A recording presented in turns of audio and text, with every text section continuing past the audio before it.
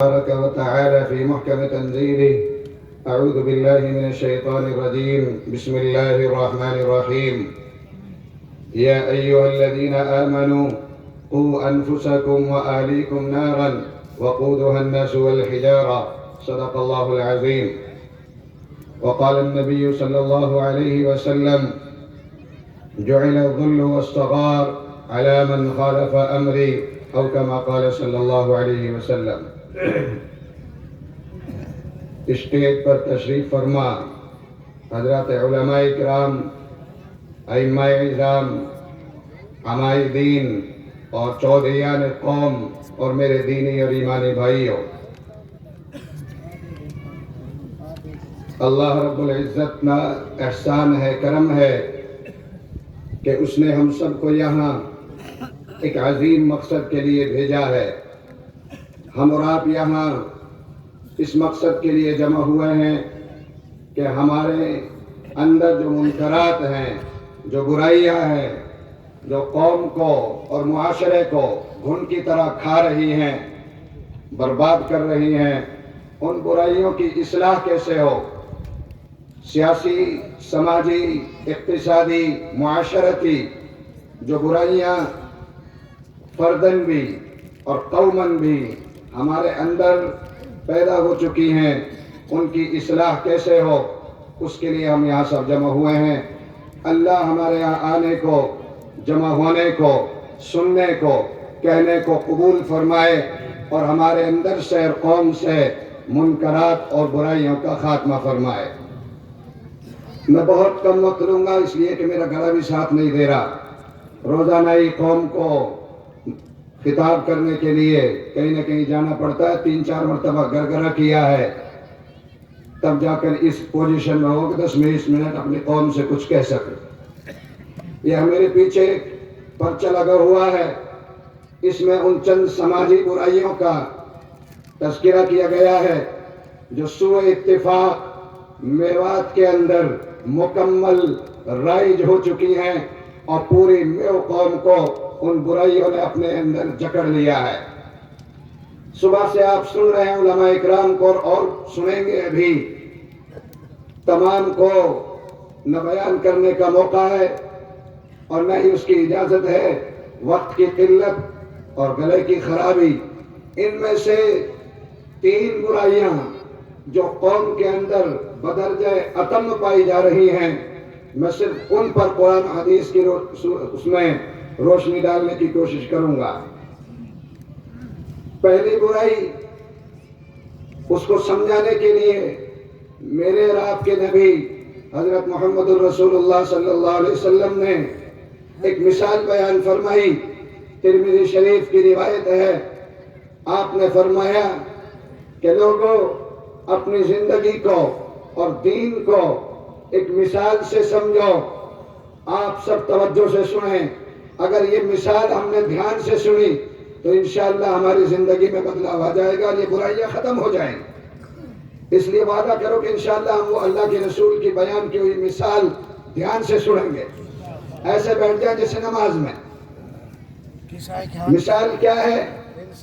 مثال یہ ہے، ایک سیدھا راستہ ہے، بالکل سیدھا، اس میں کوئی موڑ نہیں ہے، سیدھا راستہ ہے.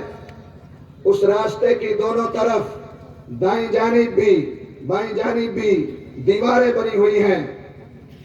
2 دیواریں ہیں دائیں بائیں. ان دیواروں میں قدم قدم پر دروازے بنے ہوئے ہیں. ہر قدم پر دروازہ، دونوں سائیڈ دروازے، اور ان دروازوں پر خوبصورت پردے پڑے ہوئے ہیں. راستہ جہاں سے شروع ہوتا ہے چلنے والا، وہاں ایک سمجھانے والا بٹھا رکھا ہے.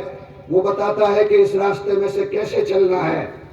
اور جہاں راستہ پورا ہوتا ہے، راستے کا آخر، وہاں ایک سمجھانے والا موجود ہے. وہ بتاتا ہے سیدھا چلا مجھ تک پہنچ جائے گا. یہ مثال ہے. آپ نے فرمایا یہ سیدھا راستہ اسلام کا راستہ ہے، دین کا راستہ ہے. اس کے دونوں طرف جو دیواریں ہیں وہ حلال اور حرام کی حد بندی ہے. حلال کی حد ہے، حرام کی بھی حد ہے۔ ان دیواروں میں قدم قدم پر جو دروازے بنے ہوئے ہیں، یہ دروازے ان سماجی برائیوں کے ہیں۔ کوئی دروازہ قتل کا ہے، کوئی دروازہ سود کا ہے، کوئی دروازہ زنا کا ہے، کوئی دروازہ شراب کا، کوئی جہیز کا، کوئی جوے کا، کوئی بے ایمانی کا۔ یہ بہت سارے مختلف دروازے بنے ہوئے ہیں۔ ان پر جو پردے ڈلے ہوئے ہیں وہ ہماری خواہشات ہیں۔ انسان جو بھی گناہ کرتا ہے، جو بھی غلط کام کرتا ہے، وہ دو باتوں کی وجہ سے کرتا ہے۔ اس کا جی چاہتا ہے اور شیطان اس کی مدد کرتا ہے۔ ان دو باتوں سے مجبور ہو کر وہ گناہ کر بیٹھتا ہے۔ یہ جو پردے پڑے ہوئے دروازوں پر، یہ ہماری خواہشات ہیں۔ اللہ کا حکم ہے کہ میرے اور نبی کے طریقے اور حکم پر چلو، اپنی خواہشات پر عمل نہ کرو۔ یہ جو راستے کے شروع میں سمجھانے والا بیٹھا ہوا ہے، یہ قرآن ہے۔ یہ بتاتا ہے کہ یہ حلال ہے، یہ حرام ہے، یہ جائز ہے، یہ ناجائز ہے، جوا حرام ہے، شراب حرام ہے، زنا حرام ہے، سود حرام ہے، قتل حرام ہے، غیبت حرام ہے، چغلی حرام ہے، بدگمانی حرام ہے، تکبر حرام ہے، نماز چھوڑنا حرام ہے، عبادات کو انجام نہ دینا، اور معاشرے میں بد امنی، بے چینی، بے اطمینانی اور فساد پھیلانا اور برائیوں کو ہوا دینا، یہ حرام ہے۔ یہ قرآن ہمیں بتاتا ہے۔ وہ جو سامنے بیٹھا ہوا راستے کے اخیر میں جو بلا رہا ہے کہ سیدھا آ جا، ادھر ادھر داخل نہ ہونا، کسی دروازے میں مت پڑ جانا، یہ ہمارا ضمیر ہے۔ ہر انسان کے اندر ضمیر اللہ نے رکھ دیا ہے۔ انسان کا ضمیر اگر زندہ ہے تو وہ اس کو غلط کام نہیں کرنے دے سکتا۔ آپ راستے میں جا رہے ہیں، کوئی قیمتی چیز پڑی مل جائے، کوئی دیکھنے والا بھی نہ ہو دور دور تک، پھر بھی اس کو اٹھانے سے پہلے ہم دائیں بائیں ضرور دیکھتے ہیں، کوئی دیکھ تو نہیں رہا۔ یہ جو ہمیں مجبور کر رہا دائیں بائیں دیکھنے پر، یہ ہمارا ضمیر ہے۔ ہم بڑی صفائی سے، چالاکی سے کسی کو دھوکہ دیں، جھوٹ بولیں، بے ایمانی کریں، کسی کو پتہ نہیں ہے، لیکن ہمارا دل ہمیں اندر سے کاٹتا ہے، ہمارا دل ہمیں پریشان کرتا ہے کہ تو نے غلط کیا۔ یہ انسان کا ضمیر ہے۔ اس مثال کا حاصل آپ بتاؤ، دو سمجھانے والے اور راستہ سیدھا ہے اور دروازے دائیں بائیں بنے ہوئے، ان میں جانے کی اجازت نہیں ہے۔ اب اگر کوئی سیدھا چلا جائے تو منزل پر پہنچ جائے گا اور کامیاب ہو جائے گا، اور جس نے اپنے من کی مان لی، پردہ اٹھا لیا، دروازے میں داخل ہو گیا، کوئی قتل کر رہا ہے، کوئی چوری کر رہا ہے، کوئی ٹکلو کاٹ رہا ہے، اولیکس کی بیماری ہے، کوئی زنا ہے، کوئی شراب، کوئی جوا، کوئی سود، کوئی سٹا، کوئی جہیز کی لعنت میں گرفتار ہے۔ یہ وہ دروازے ہیں، یہ جو سماجی برائیاں جن کے خاتمے کے لیے، جن کو ختم کرنے کے لیے، جن کی اصلاح کے لیے ہم سب یہاں جمع ہوئے ہیں۔ میرے نبی نے 1400 سال پہلے فرما دیا تھا اس مثال کے اندر کہ قدم قدم پر یہ سماجی برائیوں کے دروازے ہیں۔ اے لوگو، ان میں سے کسی ایک دروازے میں بھی داخل مت ہونا، ورنہ بھٹک جاؤ گے اور منزل تک، جو اللہ تک راستہ پہنچتا ہے، جو کامیابی کا راستہ ہے، وہاں تک نہیں پہنچ پائے۔ یہ دروازے اور یہ سماجی برائیاں، ان میں سے دو برائی ایک آیت میں اللہ نے بیان فرمائی، یا ایھا الذین آمنوا انما الخمر والمیسر، ایمان والو سنو، شراب اور جوا رجسن، گندگی اور ناپاکی ہے، من عمل الشیطان، شیطان کا کام ہے، فاجتنبوہ، بچاؤ بچاؤ، لعلکم تفلحون، تاکہ تم کامیاب ہو سکو۔ کیا ہے شراب؟ کیا ہے جوا؟ ان یوقع بینکم العداوۃ والبغضاء، نفرت، بغض، دشمنی، یہ معاشرے میں بدامنی، یہ شراب اور جوے سے ہی پھیلتی ہے۔ کتنی بری لعنت ہے شراب۔ جو پیتے ہیں سنیں بھائی، جو نہیں پیتے وہ بھی سنیں۔ میرے نبی نے فرمایا، شارب الخمر کعابد الوثن، شراب پینے والا ایسا ہے جیسے بت کے سامنے سجدہ کرنے والا۔ ہمارے ہم وطن بھائی بھی یہاں موجود ہیں، میں اپنے نبی کا فرمان سنا رہا ہوں۔ آپ نے فرمایا اس کا ایمان نہیں رہتا جو آدمی شراب کا عادی ہو۔ آپ نے فرمایا من شرب الخمر، جو آدمی شراب پیے اور بغیر توبہ کے اس دنیا سے چلا جائے، لقی اللہ اسود وجہہ ساقطا لسانہ علی صدرہ ویسیل عنہا قیح ودم، وہ اللہ سے ملے گا قیامت کے دن، اس کا چہرہ سیاہ اور کالا ہوگا، اس کی آنکھیں نیلی ہوں گی، اس کی زبان سینے پر لٹک رہی ہوگی اور اس سے پیپ بہ رہا ہوگا۔ اللہ، آپ نے فرمایا سنو، من مات سکران عاین ملک الموت وہو سکران، جو آدمی شراب پیتا، نشہ کرتا ہوا، چاہے کسی قسم کا نشہ کرتا ہو، چلا گیا بغیر توبہ کے اس دنیا سے، تو وہ آخر وقت میں جب اس کا انتقال ہوگا، روح قبض کرنے کے لیے فرشتہ آئے گا، تب بھی وہ نشے کی حالت میں ہوگا۔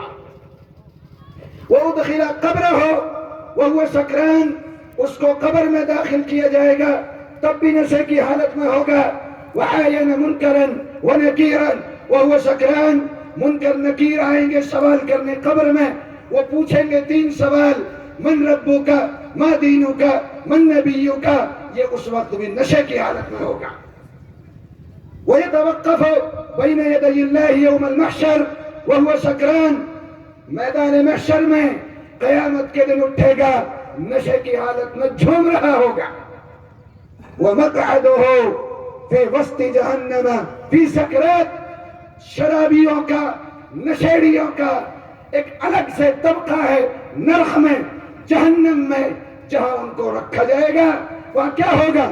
وہاں جب پیاس ستائے گی اور یہ پانی مانگیں گے، اسقونی، ہمیں پلایا جائے، تو اللہ کے رسول صلی اللہ علیہ وسلم نے فرمایا اس کو طینۃ الخبال پینے کے لیے دیا جائے گا۔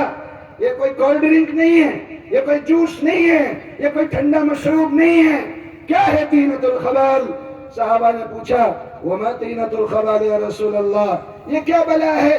آپ نے فرمایا زانیہ، بدکار عورت جو زنا کر کے اس دنیا سے گئی ہے، اس کی شرمگاہ سے ایک نہر بہے گی جہنم میں، وہ پیپ اور لہو اور راڈ اور مواد کی ہوگی، وہ اتنی بدبودار ہوگی کہ اس کی بدبو سے قاتل اپنا عذاب اور تمام مجرم اپنے عذابوں کو بھول جائیں گے، اور وہ کہیں گے کہ یہ اتنا سخت عذاب کس کو دیا جا رہا ہے کہ ہم اپنا عذاب بھی بھول گئے، یہ شرابی کو پینے کے لیے دیا جائے۔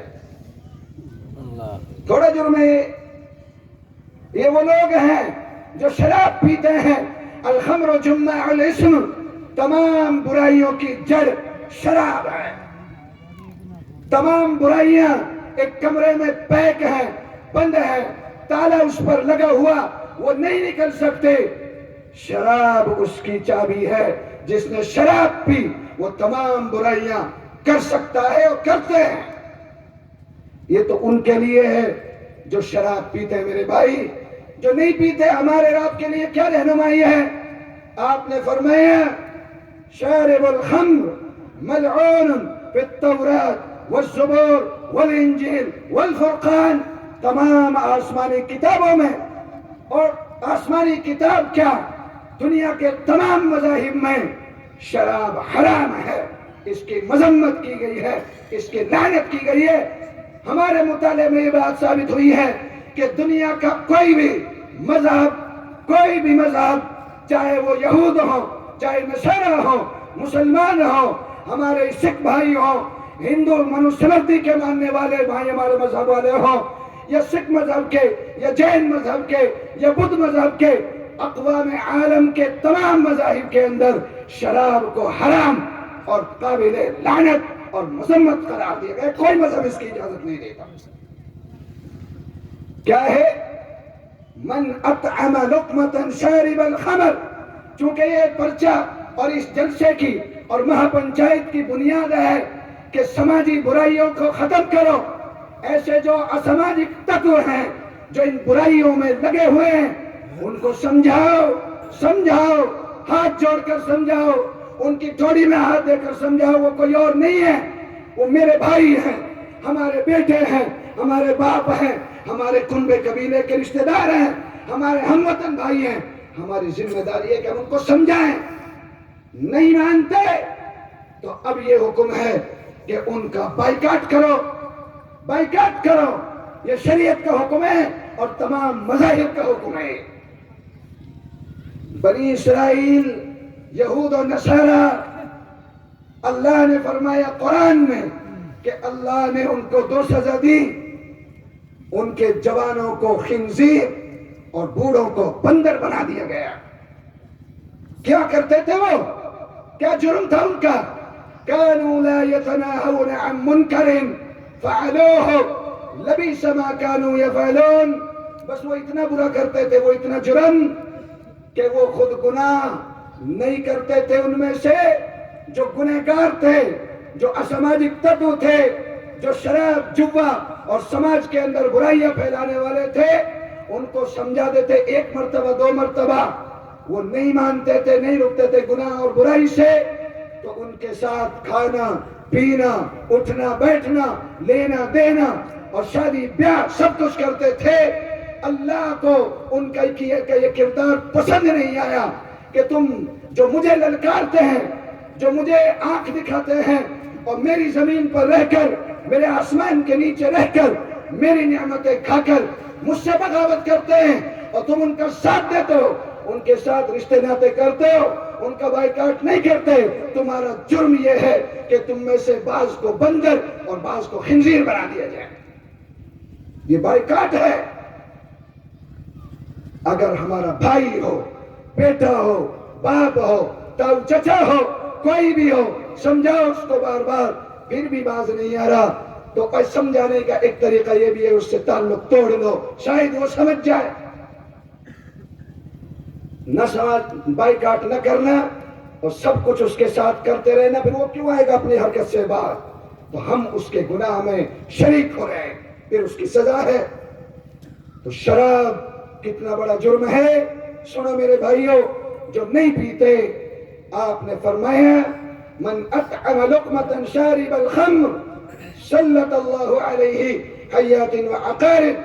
جو شرابی کو ایک ٹائم کی دعوت کھلائے, اس کی قبر میں جب وہ جائے گا, حاجی نمازی دیندار, اس کی قبر میں جاتے ہی سانپ, بچھو اور اژدہے اس پر مسلط کر دیے جائیں گے. یا رب یہ کس عمل کی سزا ہے؟ تو شرابی کی, جواری کی, گنہگار کی تعظیم کرتا تھا, عزت کرتا تھا, اس کی سزا ہے. فرمایا